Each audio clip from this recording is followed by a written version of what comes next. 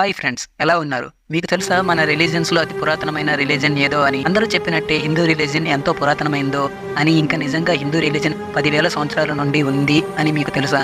అది తెలుసుకోవాలని ఉంటే ఈ వీడియోని చివరి వరకు చూడండి.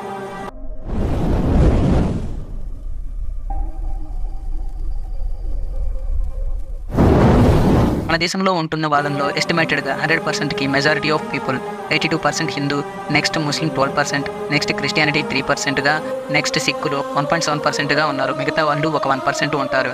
ఇప్పుడు మ్యాటర్లోకి వస్తే హిందూ రిలీజియన్ వచ్చేసి మోర్ దెన్ 5,000 ఇయర్స్ బిఫోర్ నుండి ఉంది అని చెప్తారు. తర్వాత వచ్చిన మొఘల్ చక్రవర్తి బాబర్తో ముస్లిం రిలీజియన్ రేషియో మన దేశంలో పెరిగిపోయింది. వీళ్ళు మన దేశంలో మోర్ దెన్ 300 సంవత్సరాలు పాలించిన తర్వాత మళ్ళీ మన దేశంలోని ఛత్రపతి శివాజీ చక్రవర్తి వల్ల మళ్ళీ హిందూ రిలీజియన్ని స్థాపించారు.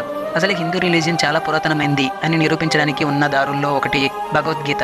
ఇది హిందువుల యొక్క పవిత్ర గ్రంథం. ఈ గ్రంథాన్ని స్వయంగా గణేష్ మహారాజ్ రాసినట్టుగా చెప్పుకుంటారు. నెక్స్ట్ హిందూ రిలీజియన్ చాలా పురాతనమైనదిగా చెప్పడానికి ఉన్న ఆధారాల్లో ఒకటి ధోనిగర్. దీని ప్రకారం హిందూ మతం బాంబెటెక్ రాక్ షెల్టర్ అనే ప్లేస్లో ఉంది. ఇది మధ్యప్రదేశ్లో ఉంది. ఇక్కడ కొన్ని బొమ్మలు గుహల్లో రాతి మీద గీసిన చిత్రాలు ఉన్నాయి. వీటిల్లో విష్ణుమూర్తి అవతారమైన మత్స్యావతారంలో ఉండే బొమ్మ ఉంది. దీని ద్వారా మన హిందూ మతం ఎప్పటి నుండో ఉందో అని తెలుస్తుంది.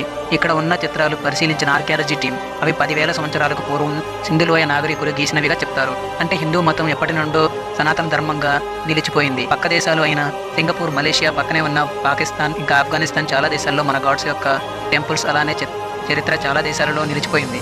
చూసారా, హిందూ మతం ఎప్పటి నుండో మన దేశంలో ఉంది.